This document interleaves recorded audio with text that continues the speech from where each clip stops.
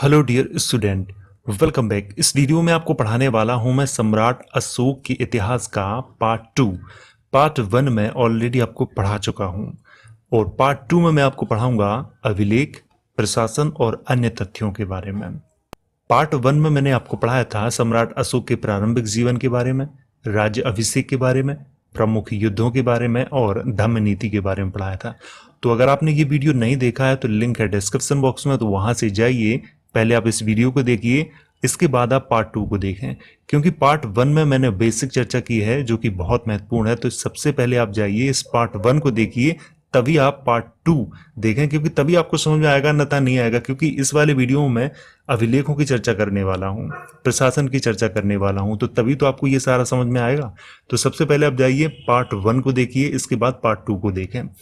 और अगर आपको मौर्य वंश का इतिहास शुरू से पढ़ना है तो ये वाला मेरा वीडियो देख लीजिए, मौर्य वंश का इतिहास, जिसमें मैंने चंद्रगुप्त मौर्य और बिंदुसार के इतिहास के बारे में पढ़ाया है और मौर्य वंश के लोग कहाँ के रहने वाले थे और मौर्य क्यों लिखते थे, इनका मौर्य नाम कैसे पड़ा, तो सारी चर्चा मैंने इस वाले वीडियो में की है।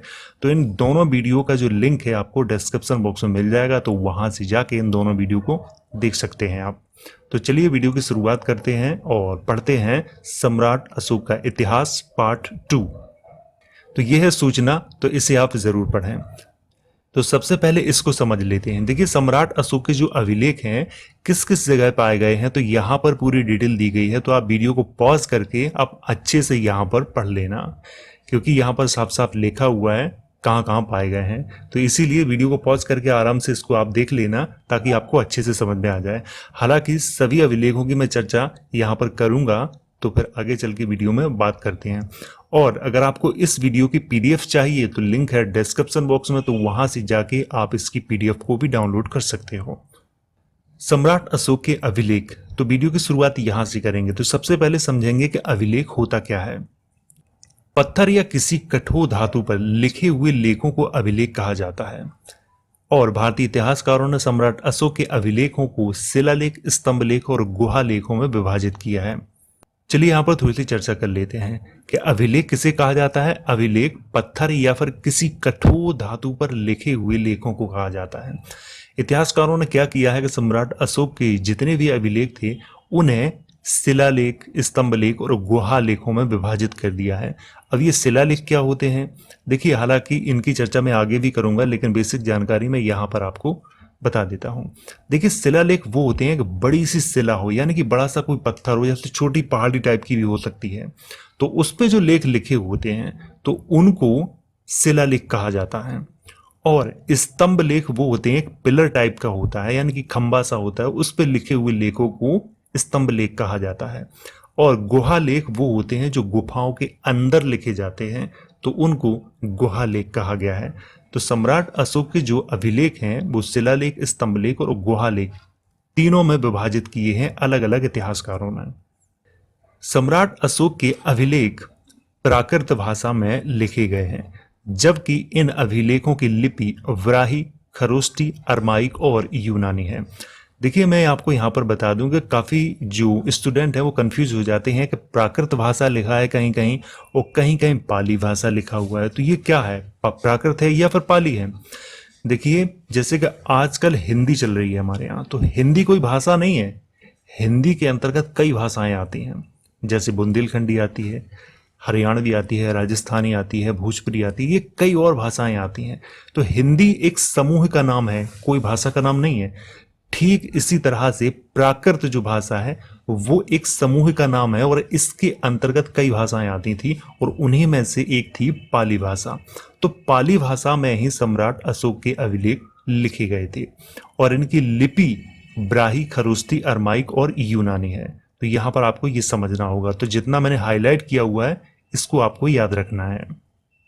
भारत में सबसे प्राचीन अभिलेख सम्राट अशोक के माने जाते हैं और बौद्ध ग्रंथों के अनुसार इनकी संख्या 84,000 मानी जाती है, परंतु अभी तक सम्राट अशोक के 40 से अधिक अभिलेखों को ही खोजा गया है। देखिए, यहाँ पर कहने का मतलब है कि सबसे प्राचीन जो भारत में जो अभिलेख हैं वो सम्राट अशोक के हैं, क्योंकि उससे प्राचीन अभी तक कोई ऐसे अभिलेख मिले नहीं है। अभी तक नहीं मिले हैं, आगे भविष्य में मिलेंगे, तो उनकी चर्चा मैं आगे करूंगा आपसे, लेकिन अभी तक कोई ऐसा प्राचीन अभिलेख नहीं मिला है। हाँ, लेख तो मिले हैं, हड़प्पा सभ्यता में लेख तो मिले हैं, लेकिन अभिलेख की बात कर रहा हूं मैं यहाँ पर। अभिलेख ऐसे नहीं मिले हैं जो सम्राट अशोक के काल से प्राचीन हो, वो बहुत पहले के हों, तो ऐसा अभी तक नहीं मिला हुआ। और बौद्ध ग्रंथों के अनुसार इनकी संख्या 84,000 मानी जाती है। तो इतने सारे अभिलेख थे, वो क्यों लिखवाए गए थे?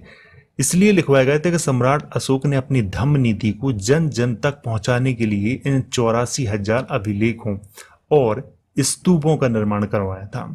तो यहां पर यह बात समझनी होगी। यहां पर सम्राट अशोक का अभिलेख सर्वप्रथम 1750 में टिफिन थेलर ने खोजा था, जो दिल्ली मेरठ अभिलेख के नाम से जाना जाता है। तो ये भी आपको याद रखना है कि सम्राट अशोक का जो सर्वप्रथम अभिलेख 1750 में टिफिन थेलर ने खोजा था, और ये कौन सा अभिलेख था? दिल्ली मेरठ अभिलेख था। तो ये आपको याद रखना है। यहाँ पर सम्राट अशोक का दिल्ली टोपरा अभिलेख सर्वप्रथम 1837 में जेम्स प्रिंसेप ने पढ़ा था। ये भी आपको याद रखना है, हालांकि ये बहुत बार एग्जाम में पूछा जा चुका है कि सम्राट अशोक की जो अभिलेख थे वो सबसे पहले किसने पढ़ा था? जेम्स प्रिंसेप ने पढ़ा था। और कौन सा वाला अभिलेख था? दिल्ली टोपरा अभिलेख था। तो ये भी आपको याद रखना है।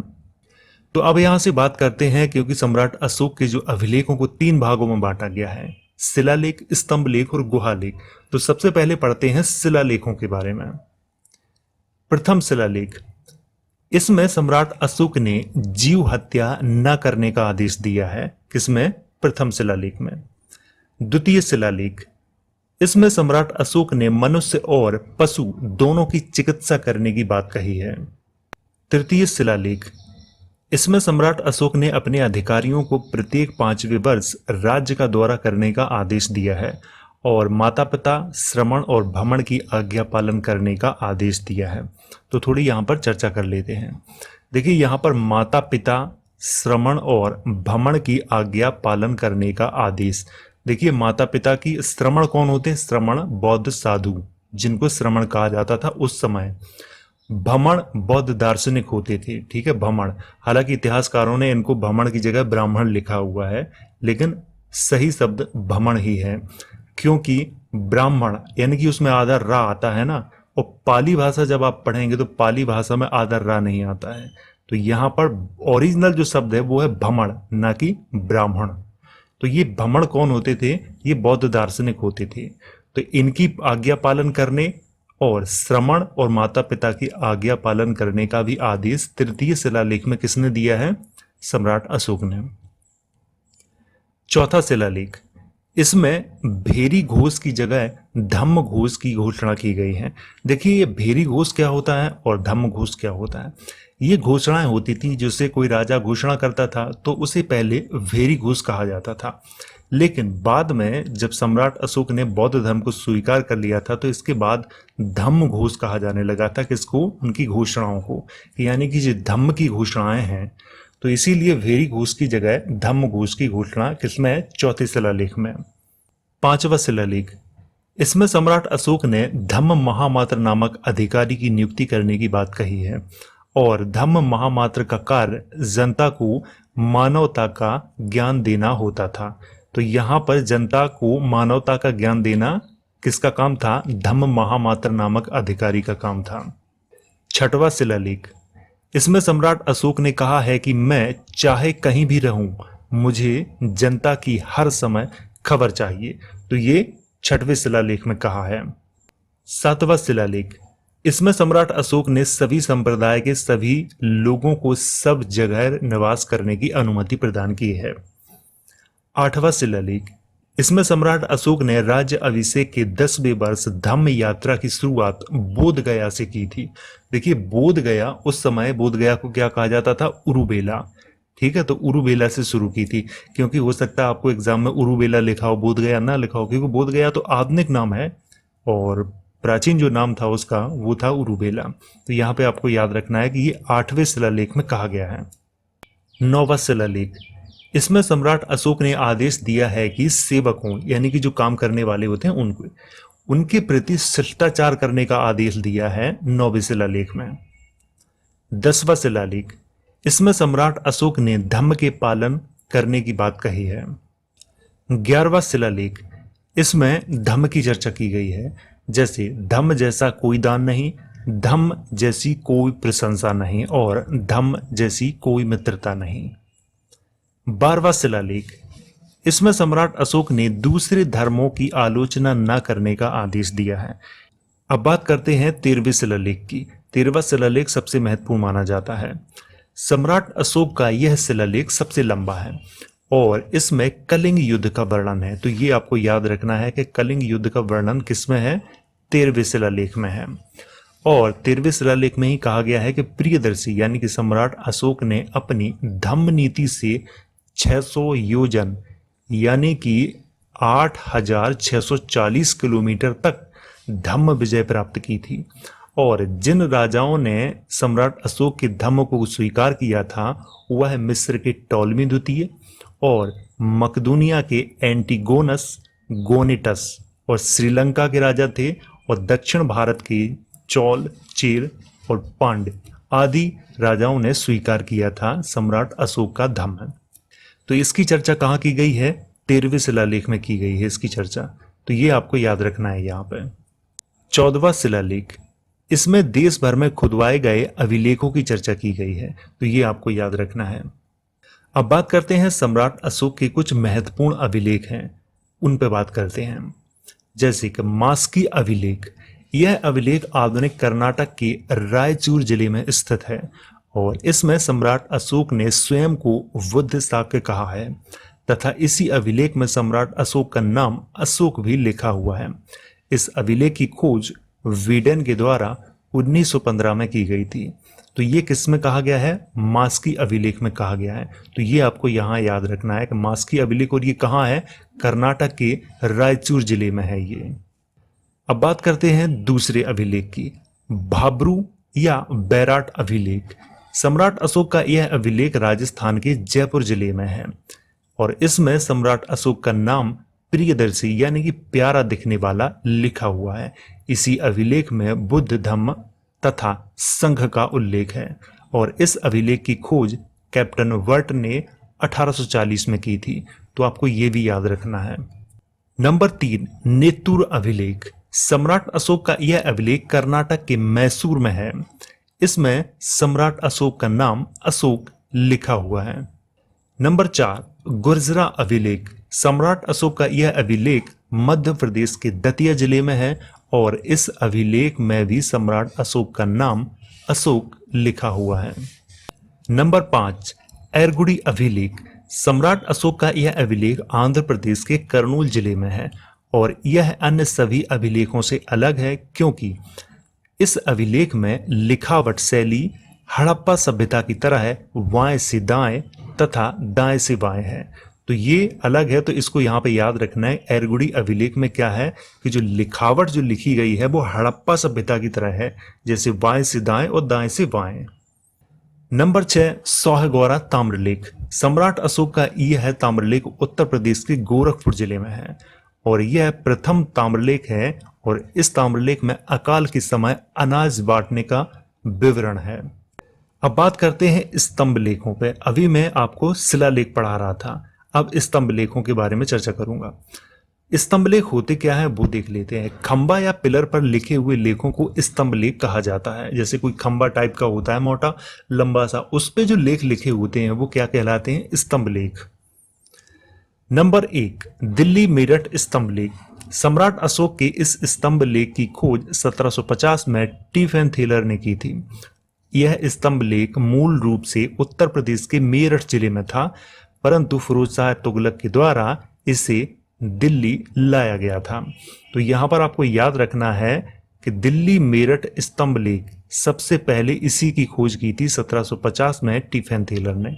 इसको याद रखना है आपको, ये बहुत महत्वपूर्ण है। नंबर 2, दिल्ली टोपरा स्तंभ लेख। सम्राट अशोक के इस स्तंभ लेख को कैप्टन पॉलियर के द्वारा 1785 में खोजा गया था। मूल रूप से यह स्तंभ लेख हरियाणा के अंबाला जिले के टोपरा गांव में था। लेकिन यहाँ पर थोड़ा समझ लेते हैं। कुछ इतिहासकार लिखते हैं कि हरियाणा के अंबाला जिले के टोपरा गांव में था, लेकिन कुछ इतिहासकार लिखते हैं कि उत्तर प्रदेश के सहारनपुर से था ये। तो देखो यहाँ पर इतिहासकारों की एक मत नहीं है, लेकिन मैंने यहाँ पर हरियाणा के अंबाला जिले के टोपरा गांव लिखा हुआ है, लेकिन कुछ इतिहासकारों को मैंने और पढ़ा था तो उन्होंने सहारनपुर लिखा हुआ है। परंतु फिरोज शाह तुगलक के द्वारा इसे भी दिल्ली लाया गया था। इस स्तंभ लेख में सम्राट अशोक के सभी स्तंभ लेखों को उत्कीर्ण करवाया गया है और यह सम्राट अशोक का अंतिम अभिलेख भी माना जाता है। तो देखो यहाँ पे आपको याद क्या रखना है कि 1785 में किसकी खोज की गई थी? दिल्ली टोपरा स्तंभ लेख की खोज की गई थी। तो ये आपको याद रखना है, सबसे महत्वपूर्ण माना जाता है दिल्ली मेरठ अभिलेख और दिल्ली टोपरा अभिलेख। नंबर 3, सांची स्तंभ लेख। सम्राट अशोक के इस स्तंभ लेख में महामात्रों को संघ में लड़ाई झगड़े को रोकने का आदेश दिया है और यह स्तंभ लेख मध्य प्रदेश के रायसेन जिले में स्थित है। नंबर 4, सारनाथ स्तंभ लेख। सम्राट अशोक के इस स्तंभ लेख की खोज 1905 में आर.एल. स्टाइन ने की थी और यह स्तंभ लेख उत्तर प्रदेश के वाराणसी जनपद में स्थित है और इसमें धम्म महामात्रों को संघ में लड़ाई झगड़े को रोकने का आदेश दिया गया है। यानी कि इसमें भी धम्म महामात्रों को संघ में लड़ाई झगड़े का रोकने का आदेश दिया है। किसमें? सारनाथ स्तंभ लेख में दिया है। और मैं आपको एक बात और बता दूं कि सारनाथ स्तंभ लेख से ही भारत का जो राष्ट्रीय चिन्ह है, जिसपे आपको जो 4 शेर बने हुए दिखाई देते हैं, वो इसी स्तंभ लेख से लिया गया था, सारनाथ स्तंभ लेख से। और जो गोल चक्र जो तिरंगा पे लगा हुआ है ना हमारे झंडे पे, तो ये भी सारनाथ से ही लिया गया है। जो गोल चक्र जिसमें 24 तीलियां होती हैं वो, तो ये आपको याद रखना है यहाँ के सारनाथ स्तंभ लेख से ही ये दोनों लिए गए हैं। नंबर 5, कौशाम्बी स्तंभ लेख। सम्राट अशोक के इस स्तंभ लेख की खोज 1834 में B.S. वट के द्वारा की गई थी। मूल रूप से यह स्तंभ लेख कौशाम्बी में था, परंतु मुगल बादशाह अकबर ने इस स्तंभ लेख को कौशाम्बी से इलाहाबाद के किले में रखवाया था और इसी स्तंभ लेख को रानी का अभिलेख भी कहा जाता है, क्योंकि इस स्तंभ लेख में सम्राट अशोक की रानी कारूबाकी के द्वारा दान दिए जाने का उल्लेख है तथा इसमें सम्राट अशोक के पुत्र तीवर का भी उल्लेख है। चलिए यहाँ पर थोड़ी सी चर्चा कर लेते हैं। सबसे पहले तो ये देखते हैं कि कौशाम्बी स्तंभ लेख की खोज किसके द्वारा की गई थी? T.S. वट के द्वारा की गई थी 1834 में। और ये मूल रूप से कहाँ था? कौशाम्बी में था, लेकिन मुगल बादशाह अकबर ने क्या किया था कि इस स्तंभ लेख को कौशाम्बी से इलाहाबाद के किले में रखवाया था और इसी स्तंभ लेख को रानी का स्तंभ लेख भी कहा जाता है। ये आपको याद रखना है, क्योंकि सम्राट अशोक की जो रानी थी कारूबाकी, उनके द्वारा जो दान दिया गया था उसकी वहां पर चर्चा की गई है और सम्राट अशोक के पुत्र तीवर का भी उल्लेख कौशाम्बी स्तंभ लेख में किया गया है। तो ये भी आपको याद रखना है यहाँ पे। नंबर 6, रुम्मनदेई स्तंभ लेख। सम्राट अशोक के इस स्तंभ लेख की खोज 1896 में फीहरन ने की थी और यह स्तंभ लेख नेपाल की तराई में स्थित है। इस स्तंभ लेख में सम्राट अशोक ने धार्मिक कर वली को माफ किया था तथा भूमि कर को कम करके 1/8 भाग कर दिया था और इसी स्तंभ लेख को इतिहासकारों ने आर्थिक अभिलेख भी कहा है। नंबर 7, निगाली सागर स्तंभ लेख। इस स्तंभ लेख की खोज 1895 में फीहरर के द्वारा की गई थी और यह स्तंभ लेख नेपाल की तराई में स्थित निगलीवा गांव में है। सम्राट अशोक ने यहाँ पर 26वें बुद्ध कनक मुनि के स्तूप का पुनर्निर्माण करवाया था। इसकी चर्चा मैंने जब मैं आपको बौद्ध धर्म के बारे में पढ़ा रहा था तब भी मैंने की थी कि सम्राट अशोक ने 26वें जो बुद्ध थे जिनका नाम था कनक मुनि, उनके स्तूप का निर्माण करवाया था और इसका सबूत कहाँ मिलता है? निगाली सागर स्तंभ लेख में मिलता है। और निगाली सागर स्तंभ लेख कहाँ है? ये नेपाल की तराई में है, वहां पर एक निगलीवा गांव है, तो वहीं पर है ये। तो इसको यहाँ पे आपको याद रखना है। अब पढ़ते हैं सम्राट अशोक के गुहा लेख। तो सबसे पहले जान लेते हैं गुहा लेख क्या होते हैं। गुहा लेख उन लेखों को कहा जाता है जो गुफाओं के अंदर लिखे जाते हैं। सम्राट अशोक ने अपने राज्य अभिषेक के 12वें वर्ष तथा 19वें वर्ष बराबर पहाड़ी, देखिए बराबर पहाड़ी उस समय नाम था, आधुनिक नाम है खलीवतक पर्वत जो कि बिहार में है, पर वहां पर सुदामा गुफा, कर्ण चौपार गुफा और विश्व झोपड़ी गुफा का निर्माण करवाकर आजीवक संप्रदाय के साधुओं को दान की थी, क्योंकि सम्राट अशोक बौद्ध धर्म को अपनाने से पहले आजीवक संप्रदाय के अनुयायी थे। तो यहाँ पर थोड़ी सी चर्चा कर लेते हैं। देखिए, सम्राट अशोक ने क्या किया था कि अपने राज्य अभिषेक के 12वें और 19वें वर्ष में बराबर पहाड़ी, यानी कि आधुनिक उसका नाम है खलीवतक पर्वत, जो कि बिहार में है, तो खलीवतक पर्वत पे सुदामा गुफा, कर्ण चौपार गुफा और विश्व झोपड़ी गुफा का निर्माण करवाया था। और इन गुफाओं को जो आजीवक संप्रदाय के साधु होते थे उनको ये दान किया था, क्योंकि सम्राट अशोक बौद्ध धर्म को अपनाने से पहले आजीवक संप्रदाय के ही अनुयायी थे। तो ये बात आपको यहाँ पे याद रखनी है कि सम्राट अशोक, वैसे काफी सारे इतिहासकारों ने लिखा है कि वो हिंदू थे या फिर नहीं, ऐसा कुछ भी नहीं है, ये सब गलत और फेक न्यूज है। वो आजीवक संप्रदाय के अनुयायी थे ये, क्योंकि उनके जो पिता थे बिंदुसार, वो भी आजीवक संप्रदाय के ही अनुयायी थे। हाँ, उनके जो दादा थे वो जैन धर्म के अनुयायी थे, जैसे कि चंद्रगुप्त मौर्य। चंद्रगुप्त मौर्य जैन धर्म के अनुयायी थे, बिंदुसार आजीवक संप्रदाय के अनुयायी थे और सम्राट अशोक प्रारंभ में आजीवक संप्रदाय के ही अनुयायी थे। इसके बाद वो बौद्ध धर्म को स्वीकार कर लेते हैं। तो यहाँ पर जितना मैंने हाईलाइट किया हुआ है इसको आपको याद रखना है। भारतीय पुरातत्व के जन्मदाता अलेक्जेंडर कनिंघम ने सम्राट अशोक के सभी स्तंभ लेखों में लिखे हुए लेखों को कार्पस इंस्क्रिप्शनम इंडिकीरम के नाम से 1879 में प्रकाशित किया था। तो ये आपको याद रखना है यहाँ पे। अब बात करते हैं मौर्यकालीन संस्कृति की। उसमें सबसे पहले बात करेंगे प्रशासन की। मौर्य काल में प्रशासन किस तरह का था उस पर चर्चा कर लेते हैं। सबसे पहले केंद्र आता था, केंद्र के बाद था प्रांत, प्रांत के बाद मंडल, इसके बाद आहार, इसके बाद स्थानीय, इसके बाद द्रोणमुख, इसके बाद खार्वटिक, इसके बाद आता था संग्राहक और अंत में ग्राम। तो ये इसी क्रम में थे। तो इनको आपको याद रखना है कि किस क्रम में थे ये। केंद्र, प्रांत, मंडल, आहार, स्थानीय, द्रोणमुख, खार्वटिक, संग्राहक और ग्राम। प्रधानमंत्री, जिसे मौर्य काल में अग्रामात्य कहा जाता था। सम्राट अशोक के समय में प्रधानमंत्री राधा गुप्त थे, ये आपको याद रखना है। यहाँ पर राधा गुप्त थे सम्राट अशोक के प्रधानमंत्री, जिनका नाम था राधा गुप्त, और उन्हें प्रधानमंत्री नहीं कहा जाता था, उस वक्त अग्रामात्य कहा जाता था, ये आपको याद रखना है। धम्म महामात्र, यह जनता को धम्म की जानकारी प्रदान करने वाला अधिकारी होता था। प्रादेशिक, यह प्रदेश का प्रमुख अधिकारी होता था। रज्जुक, यह जनपद का मुख्य अधिकारी और न्यायाधीश होता था।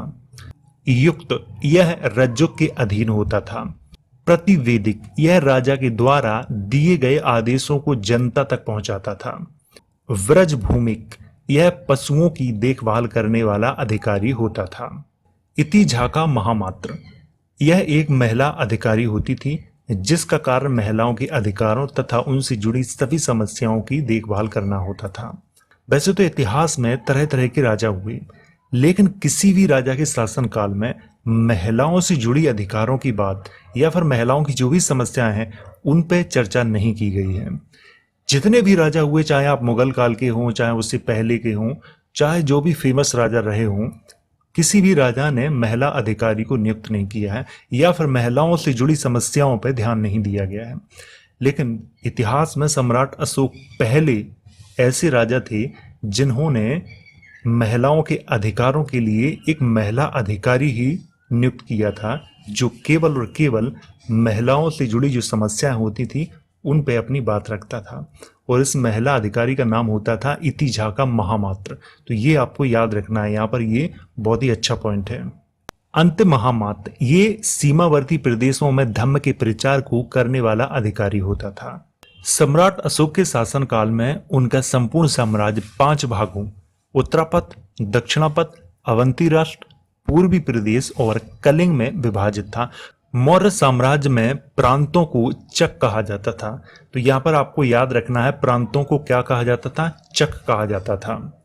इंडिका के अनुसार पाटलिपुत्र नगर का प्रशासन 30 सदस्यों वाली एक महासमिति करती थी, जिसमें 6 समितियां भी होती थी और प्रत्येक समिति में 5-5 सदस्य होते थे।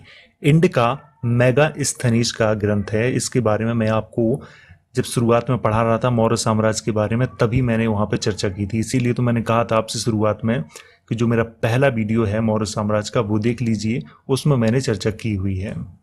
मौर्य काल में गुप्तचरों को गूढ़ पुरुष तथा इसके प्रमुख अधिकारी को सर्प महामात्र कहा जाता था। सम्राट अशोक के शासनकाल में जनपद के मुख्य न्यायाधीश को रज्जुक तथा नगर के मुख्य न्यायाधीश को व्यवहारिक कहा जाता था। तो जितना मैंने हाईलाइट किया हुआ है इसको आपको याद रखना है। मौर्य काल में भूमि कर का 1/4 या 1/6 भाग लिया जाता था, जिसे सीता कहा जाता था। ये भी प्रश्न बहुत बार एग्जाम में पूछा गया है कि सीता मौर्य काल में किसको कहा जाता था? भूमि कर को कहा जाता था। मौर्य काल में धार्मिक कर को वली कहा जाता था। यहाँ पे याद रखना है वली, वली किसको कहा जाता था? ये एक धार्मिक कर होता था जिसे मौर्य काल में वसूला जाता था। मौर्य काल में महिलाओं की स्थिति बहुत अच्छी थी। न तो सती प्रथा का प्रचलन था और न ही बाल विवाह प्रथा प्रचलित थी। यहाँ पर मैं थोड़ी सी चर्चा करना चाहूंगा। देखिए, मौर्य काल में सती प्रथा का प्रचलन नहीं था क्योंकि इसके कोई भी प्रमाण नहीं मिले हुए हैं, और न ही बाल विवाह प्रथा प्रचलित थी। हाँ, कुछ जनजातीय जो इलाके थे उनमें बाल विवाह प्रथा प्रचलित थी, लेकिन सामान्य जो होते थे शहर, उनमें बाल विवाह प्रथा का कोई भी प्रचलन होने का अब तक कोई भी प्रमाण नहीं मिला है। मौर्य काल में महिलाओं को शिक्षा प्राप्त करने और धार्मिक कार्यों में भाग लेने का अधिकार था। देखिए, ये बात बिल्कुल सही है। मौर्य काल में महिलाओं को शिक्षा प्राप्त करने और धार्मिक कार्यों में भाग लेने का अधिकार था, क्योंकि सम्राट अशोक के शासन काल में इति झाका महामात्र नामक एक अधिकारी जो थी महिला, उनको नियुक्त किया जाता था महिलाओं के अधिकारों के लिए।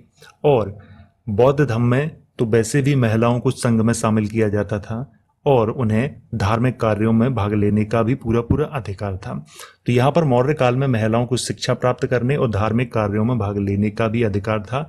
सती प्रथा का तो कोई अब तक वहाँ पर प्रमाण नहीं मिला है और ना ही बाल विवाह का कोई वहाँ पर प्रमाण मिला है अब तक, जैसा कि मैं अभी आपको बता चुका हूँ। हाँ, कुछ जनजातीय इलाके थे उनमें बाल विवाह प्रथा प्रचलित थी।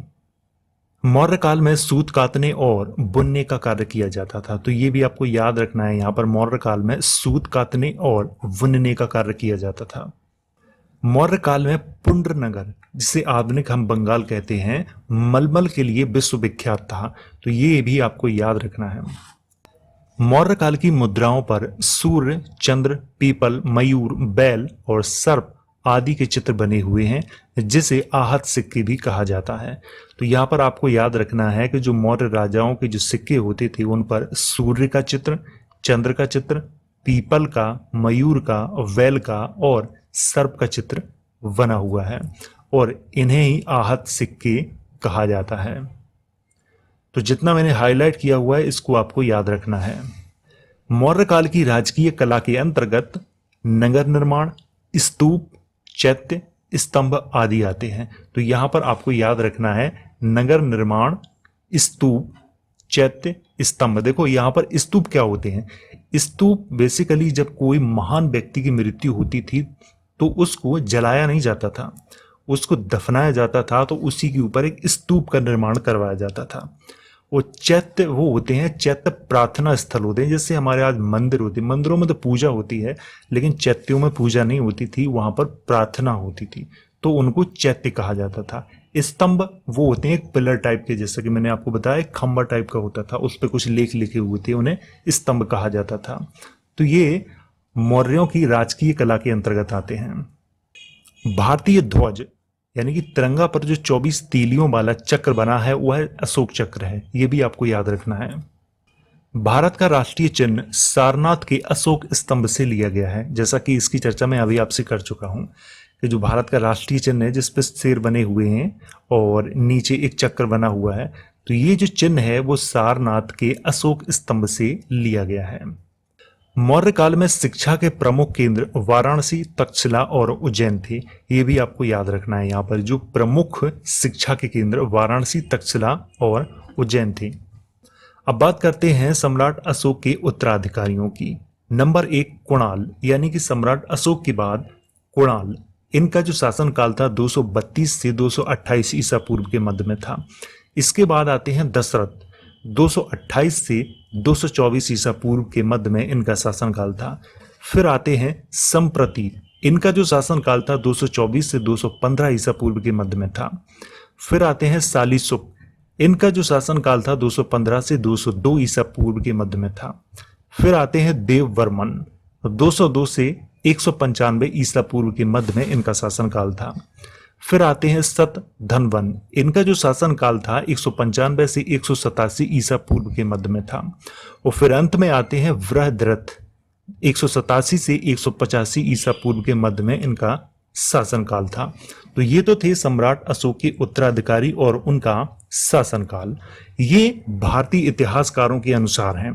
अब बात कर लेते हैं कि बौद्ध ग्रंथ और जैन ग्रंथ क्या कहते हैं सम्राट अशोक के उत्तराधिकारियों के बारे में, और पुराण क्या कहते हैं, चलो उन पे भी देख लेते हैं। पहले बात करते हैं बौद्ध ग्रंथ और जैन ग्रंथ, उनके अनुसार सम्राट अशोक के उत्तराधिकारियों के क्या नाम हैं। सबसे पहले कुणाल, ये तो बात बिल्कुल सही है, कुणाल संपदी लिखा हुआ है। बृहस्पति, बृहसेन और पुष्यवर्धन और पुष्यमित्र। देखिए यहां पर इतिहासकारों ने बड़ी ही होशियारी से कुछ काम लिया है। पुष्यमित्र शुंग, इसे शुंग वंश का बताते हैं, लेकिन बौद्ध ग्रंथ और जैन ग्रंथ इसे मौर्य वंश का अंतिम राजा बताते हैं पुष्यमित्र को। यह बात यहां पर बड़ी कंफ्यूज करने वाली है। अब बात करते हैं पुराणों के अनुसार। पुराणों के अनुसार सम्राट अशोक के बाद कुणाल हुए, बंधुपालित हुए, इंद्रपालित हुए, दसोन हुए, दशरथ हुए, संप्रति, सालिशुक, देवधर्मन, सतधनुष्य और अंत में वृहद्रथ हुए। तो ये पुराणों के अनुसार हुए। अब आप इनको मैच करें, इनके नाम, तो ये आपस में मैच ही नहीं है, क्योंकि पुराण अलग नाम दे रहे हैं, बौद्ध जैन ग्रंथ अलग नाम दे रहे हैं और इतिहासकार अलग नाम दे रहे हैं। तो कोई भी व्यक्ति ये नहीं कह सकता कि अंतिम मौर्य राजा कौन थे, ये कोई नहीं कह सकता, लेकिन सारे लोगों ने मन के आधार पर ये लिखा हुआ है। न तो कोई भी अब तक अभिलेख ऐसा है कि जिसमें लिखा हो कि ये अंतिम मौर्य राजा थे, नहीं, और ना ही कोई ठोस प्रमाण। अगर आप पुराणों की तरफ जाते हैं तो बौद्ध और जैन ग्रंथ आपको झूठे लगेंगे। क्यों? क्योंकि बौद्ध जैन ग्रंथों में तो अलग नाम लिखे हुए हैं, और पुराणों की तरफ नहीं जाते हैं और बौद्ध और जैन ग्रंथों की तरफ जाते हैं तो बृहद्रथ अंतिम राजा नहीं थे, क्योंकि उसमें तो पुष्यमित्र शुंग का नाम लिखा हुआ है और पुष्यमित्र शुंग शुंग वंश के माने जाते हैं। तो ये कहना बहुत मुश्किल का काम है कि अंतिम राजा कौन थे, अंतिम मौर्य सम्राट कौन थे। इसके बारे में किसी भी ग्रंथ में साफ साफ नहीं लिखा है। इसीलिए यह कह पाना बहुत मुश्किल है कि अंतिम मौर्य सम्राट कौन थे। परंतु भारतीय इतिहासकारों ने पुराणों के अनुसार बृहद्रथ को अंतिम मौर्य सम्राट माना है, जिनकी हत्या 185 ईसा पूर्व में उनके ही मंत्री पुष्यमित्र शुंग के द्वारा कर दी गई थी, और मगध पर एक नए राजवंश शुंग वंश का उदय हुआ था। अब यहाँ पर थोड़ी सी चर्चा कर लेते हैं। देखिए, ये बृहद्रथ नाम पुराणों के अनुसार है, ना कि बौद्ध ग्रंथ और जैन ग्रंथ के अनुसार है। इतिहासकारों ने जो नाम लिखे हुए हैं वो कुछ पुराणों के अनुसार लिखे हुए हैं, जैसे कि मैंने आपको इतिहासकारों की तरफ से भी नाम बताए, बौद्ध और जैन ग्रंथों की तरफ से भी नाम बताए और पुराणों की तरफ से भी नाम बताए। तो उनमें आप मैच नहीं कर सकते कौन क्या है, किसी में कुछ लिखा हुआ है, किसी में कुछ लिखा हुआ है। इतिहासकारों ने जो समर्थन किया है वो पुराणों का समर्थन किया है और उन्होंने बृहद्रथ को अंतिम राजा माना है। लेकिन बृहद्रथ थे या नहीं थे, इसके बारे में कोई प्रमाणित प्रूफ अब तक उपलब्ध नहीं हुए हैं। बस इतना कहा जा सकता है कि 185 ईसा पूर्व के बाद पुष्यमित्र शुंग मगध की गद्दी पर बैठे हुए थे। तो यहाँ पर ये बात तो सही है कि 185 ईसा पूर्व में पुष्यमित्र शुंग नामक जो राजा थे वो मगध के सिंहासन पर आसीन हुए थे, और यहीं से शुंग वंश की शुरुआत होती है, ऐसा इतिहासकार मानते हैं। तो वीडियो अगर एक बार समझ में नहीं आया हो तो आप इसे दोबारा तिबारा जितनी बार चाहे उतनी बार देख सकते हो। अगर आपको इसकी PDF चाहिए तो लिंक है डिस्क्रिप्शन बॉक्स में, तो वहां से जाकर आप इसकी PDF को डाउनलोड कर सकते हो।